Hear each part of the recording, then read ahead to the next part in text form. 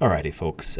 This is a lesson I have been anticipating, excited for, and dreading all at the same time. Okay, so we're gonna go. Let me show you what we're doing today.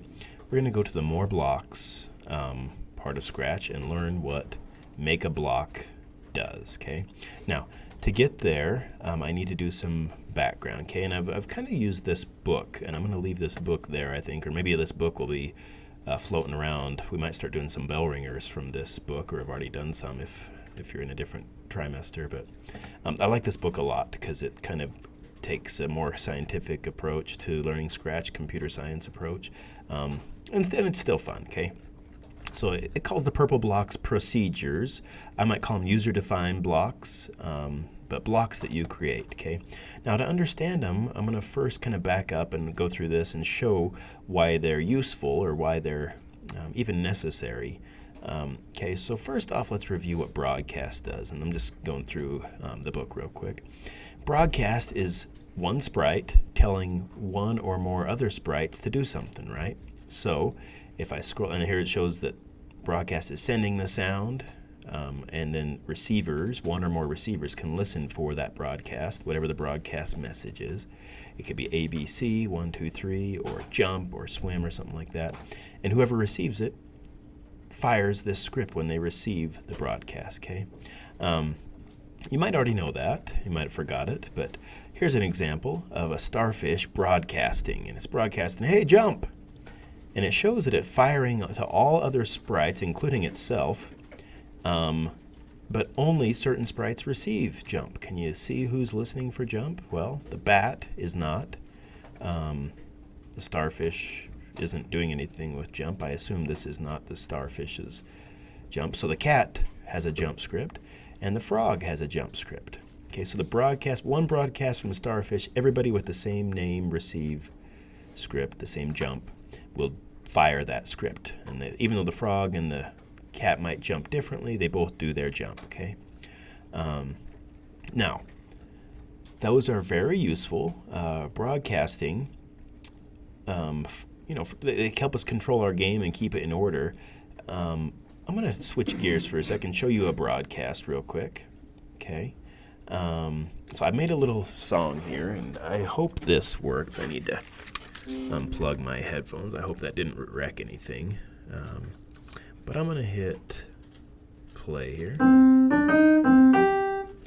So there's a little song that maybe you want to have happen several times. And it's kind of an annoying song if you listen to it too much. But maybe whenever the cat gets hurt or discovers something, I want to play that song. Okay, so I could just have that song, forever if touching bad guy, play that song.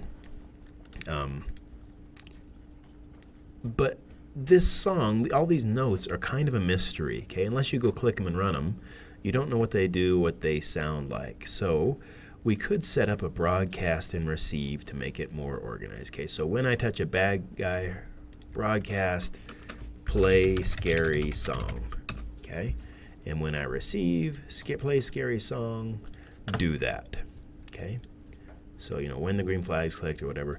The nice thing about this, what's the benefit of this, is I can put all this off to the side, all the scary songs of all these many blocks, and I can just leave a clean program out here in my main, green flag stuff, okay? So part of what we're trying to learn in this unit is how to clean up our scripts or make them more readable, okay? So broadcast and receive can do that, and that's what she's saying, or he's saying, I don't know who wrote the book. In this, that broadcast and receive is a way to organize and clarify our project, okay? So look at this. This block is jump, even though it says change Y, wait, change Y. Those might not mean anything to a human unless you run the script. But jump is something that does mean something.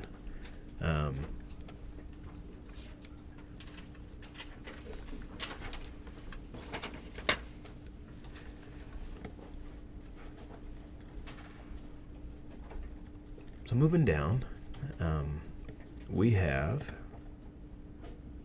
the next example. I like this. It's drawn a flower.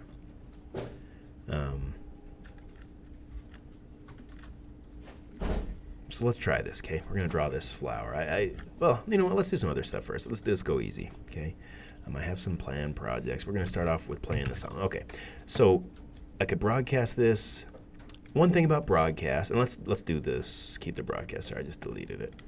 I could set an instrument, and I could change the instrument. You know, like set to instrument 1. Let's try it. And other instrument. I could also say, hey, pick a random instrument, and I noticed that there are how many instruments? 21 instruments, which is kind of cool. And I could just say, every time I play this, every time I broadcast,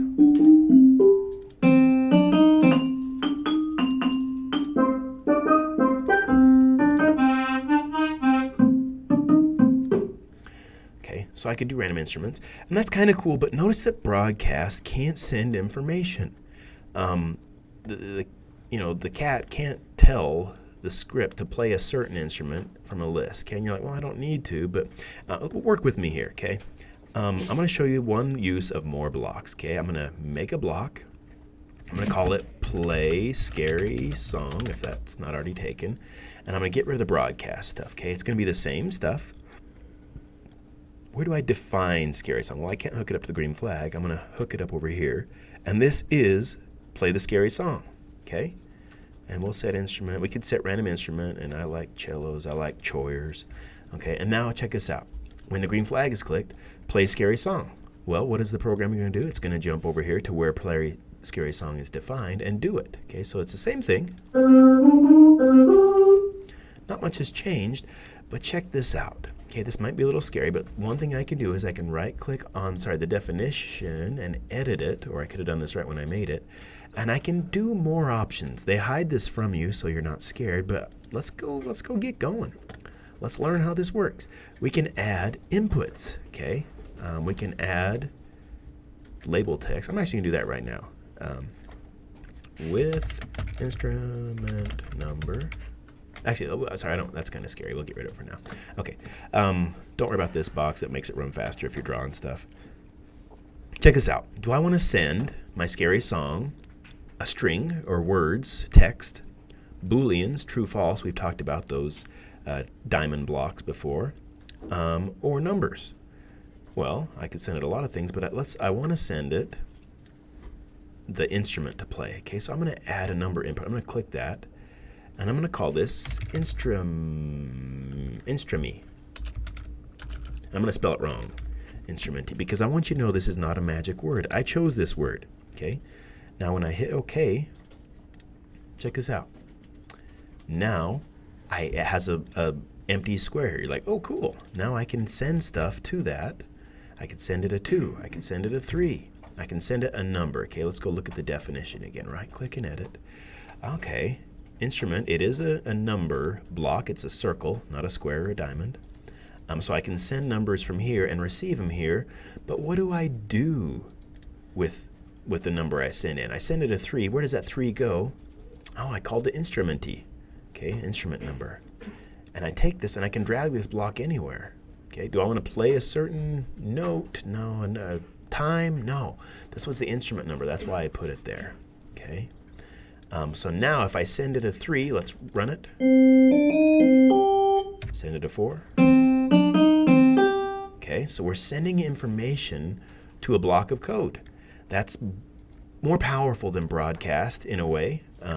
Broadcast could go to everybody, but we couldn't send information with it. And you're like, hey, couldn't I just make a variable, a global variable, and send that, like instrument number or something like that? For now, yes. When we start making complicated programs, if you have 10 of these for 10 different characters or something like that, it might get complicated, and you'll wish you had learned how to use purple procedure blocks. Okay. All right. So hopefully that makes sense. We're going to leave this cat alone and call it good for now. No, we're not quite done. Let's edit the definition again, and I'll show you what this last thing does. Okay, so you can add number, string, Boolean input. You can do all these or more than one of them, and you can add label text. Okay, and you choose where this goes. I'm going to say with instrument number. Okay, play scary song with instrument number. Oh, I can't. Can I drag these? I thought I could drag them, but it won't let me. We need to get rid of that one. I'm going to get rid of this and rename it instrument key. All right, there we go. Now, so I had play Scratch song with instrument number. This is kind of a hint to people who are using my purple block, or a reminder to myself what instrument he is, okay? It's just a little bit of a helper. And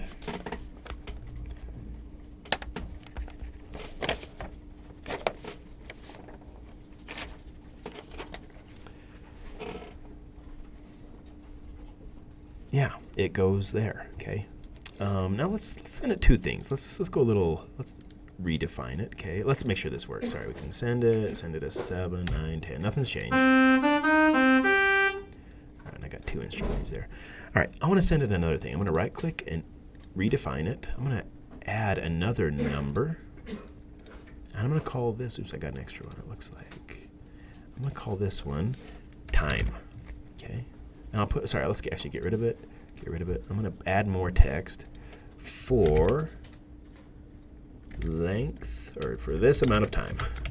Okay, then you don't usually type this much. It's getting wordy, but okay, for this amount of time. Okay, and the word time's going to be there twice, so I'll delete. For length of, for duration of time. Okay, all right, now where am I going to put time at? Okay, and this is getting really long and wide, but well, time can go in the beats block, and this is going to ruin my song. It's not going to sound the same anymore, but I want you to just see what this does, okay? Oh, and I could actually, how would I get this to, I'm so silly. You know what, oh, let's do it the easy way first, and then we'll finish the hard way. How long has this been rolling? I want to do one more project in this video, so we've got 11 minutes. We still got a little bit of time. All right, for time. We're going to play with instrument number 17 with a duration of 0.1. Let's try it. Of 3 seconds. Okay, that's too long. And that instrument, let's do 21.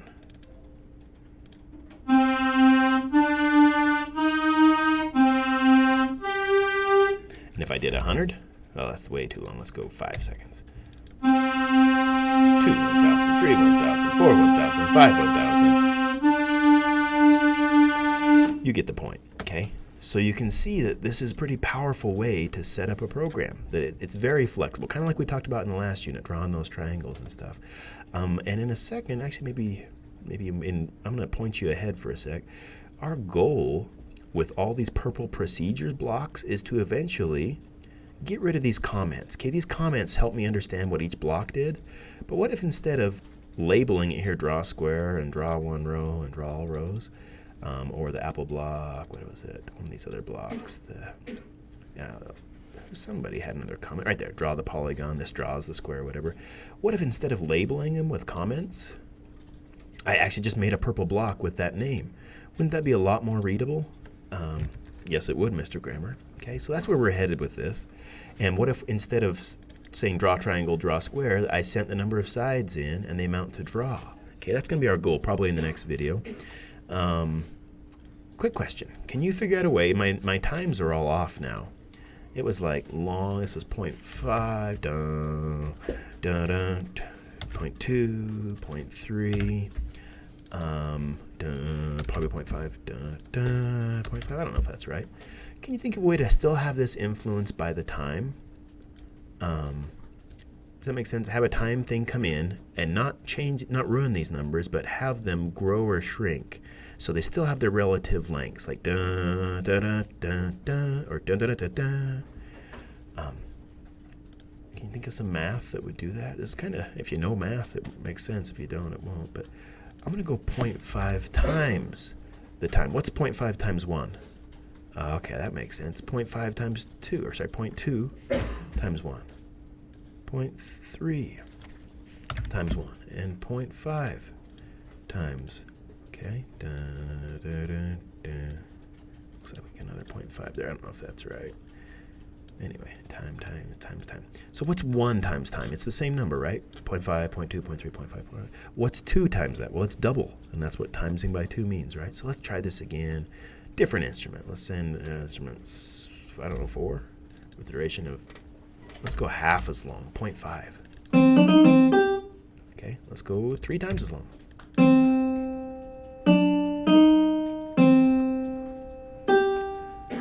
that's enough about songs and that. The whole point of this is to understand the define block, the user block. Let's go make another sprite and do one more thing in this video, and then we'll go to the next video. I want to jump, okay? So we're gonna, and sorry, this was in my hints to myself, plan projects. I want to play the song, and then I want to jump height for time amount of seconds, okay? And then we're gonna do some drawing, squares and polys, and then we're gonna draw art. We're gonna start by drawing some flowers, like in this handout, I think. These kind of flowers, we're gonna stamp these actually and rotate them, and that's gonna be one flower. And maybe we'll draw some other things like grass and stars and sky, and these will all be purple procedure blocks, also called functions, that we can just call and they'll do their work, okay? And I'm pretty excited for that. That'll be like its own project. This will be in a video, probably these two. And this one's jump height for time seconds. So let's go do it. I'm not the kitty cat anymore. I guess we'll do ballerina so we can see somebody jump, okay? And yeah, the cool thing is that we can copy the block over to other sprites, okay? So here's what jump can be like. In this one, the jump for the frog and stuff, I don't like it, but let's try it. Let's make one called jump and leave it empty. And what do? You change your X or Y. Set it or change it. We're gonna go up, we're gonna change, the Y by a bit, 50. We're gonna wait a little bit, maybe 1 second, 2 seconds, something like that, and then we're going to, how do I get back down? I don't go up 50 again. I have to, for every action, there's an equal and opposite reaction. I need to undo that. Let's try it. Jump, boom, up. And that wait was a little too short. Let's go 0.5. Okay, boom, boom. I actually don't like this, okay? I don't like that it just teleports up. It's easier to understand, but I think since we're in high school, I'm gonna do a little fancier one. I still wanna move 50-ish blocks, but I want it to happen over more time. So I'm gonna repeat. How do I still move 50? 10 times 50, that's 500. You're gonna move 50, 50, 50, 50, 50, 50, 10 times. That's too high. 10 times what equals 50? Well, Mr. Grammar, that's right. It is 10 times 5. And then we're going to wait up there. We're going to float in the air for a little bit. And then we're going to do the same thing. Repeat 10 times. 10 times what equals negative 50? Okay. Oh, no, not that song. All right. There we go. Whoop, whoop. You got some hang time at the top, 0.5 seconds worth, okay? You can do it the easy way. If you'd rather do it the easy way, look at these blocks. But all right, so we're gliding up and down. Let's get some options there. This jump. Oh, sorry. First off, I can take this block and copy it over the cat, and now the cat has a jump too, right? Now the thing is, how does the jump work? If I call jump, oh, it's for this sprite only. Okay, when this sprite is clicked, the jump only works on this one. So that is a drawback. It's not as powerful as broadcast, because broadcast could go to all sprites, but they have different uses, right? As long as you know the different uses, it makes sense. All right, so the cat can jump, the ballerina can jump. I could broadcast a message called jump and then play both their purple jumps. That would kind of work. Now, the cool thing about this is that I can start giving options. Let's right click and edit it. What options do I want for jump? Well, I think you know. Height. I think you know height. We want to jump a certain height. How high? Low, high, whatever. And then how long? How long should it take? I'll call it wait time.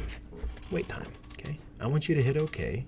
And obviously, let me do this with some text. Jump.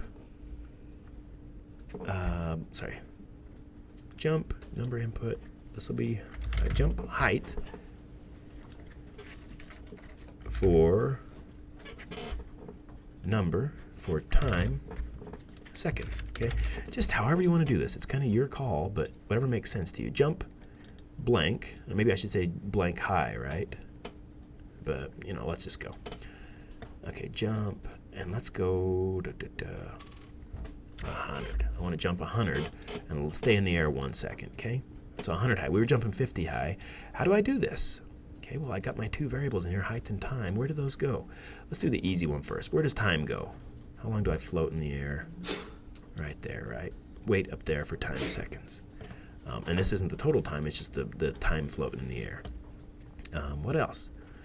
Okay, 10 times 5 is 50. Oh, crap. what do I do here? Well, the easiest thing to do would be to drag height there and just call this height and always go by 5, right? Well, kind of, but then you're not really going 100, right? You're going 100 times 5, which is 500. We're waiting 1 second and then going negative 500. So it didn't actually jump 100. Oh, it went way too far. Okay, so that was not right. And you could change these to 1s, negative 1, but then you're always going the same speed. Oh gosh, why am I clicking that? Jump. 100 times 1, that should go up 100. Wait for 1 second and down 100. Okay, it's kind of like the last problem we just saw. We can do a multiplier or a divider with this, right? Do we want to shrink it or grow it? Well, let's see. 1 times 100 is that. But how do I go fast? Let's keep this at 5 or even 10. Let's go 10 and negative 10. And repeat how many times? 10. If I say I want to go 100, this should happen 10 times, right? So, how do I get the number 100 back down to 10 so I can keep this number at 10? Well, 100 divided by 10? No, yeah, 10, but 100 divided by height. Oh gosh, this is hard. Repeat 10. Yeah, because we're going by 10 every time. And you could actually swap these around. You could change the y, but that would change how far they go and stuff. So let's see if this works. Okay. Boom, boom, jump. Click on the sprite, jump, bump. 1/1000. Let's change this down to, I don't know, 20. 1/1000. Okay, now I need to actually delete this from the cat. The cat's jump's bad now. And copy it over again. Oops. Oh, wait, what the deuce? Oh, I got to get rid of the jump here. Okay, and then throw it away. All right. Anyway, so that's jumping. I hope that kind of makes sense. This part doesn't matter as much. It's not great. I'm trying to think. You could set up a speed variable, right? Let's try that, and then I'll quit talking. Edit. I'm gonna go at speed, and this number might not be in any units. It might be kind of meaningless, but so this will determine how fast they do it, right? The higher the number, the faster they go. So, what about this? If this number goes higher, will they go faster? Or will they go further? Okay. So if this was 100, you know what? I'm just going to do it. See if you can figure it out. Pause it.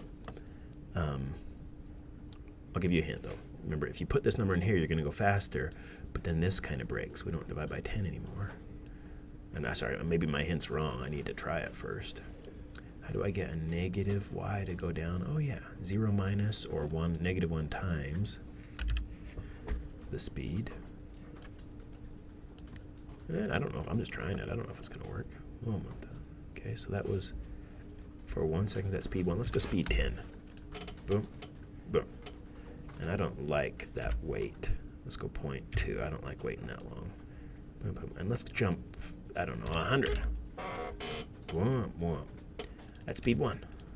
Ooh. 1/1000, 2/1000. Sorry, 0.2. So with these three combinations, we can tweak it and get any kind of animation, a jump animation we want. Jump 200 pixels at a speed of 10. Yeah, let's try it. Whoop, whoop. Come down here, my little precious. 1/1000, 2/1000. Okay. Sorry, I'm not counting the right seconds, but yeah, the cool thing is that you can jump any amount. So it's no longer always a canned jump, exactly this high, exactly this low. You can make variables here, maybe influenced by your strength or your, and this is what people play, role-playing games and all kinds of online games to try to increase their stats, right? To grow their jump abilities or their speed and stuff like that. And all that can go in these options under the user-defined blocks. Okay, that's enough for this video. It's getting kind of long. The next one, we're going to go back, revisit our draw square and draw polys. I don't know how long that'll take. It might be the third video that we start drawing the flower and some art like this. Okay, so we'll see you then. And I don't think anybody's going to enjoy finding exponents or searching for letters in strings, but that's what programmers do. But we'll probably skip it for this class. But all right, moving on. Thanks.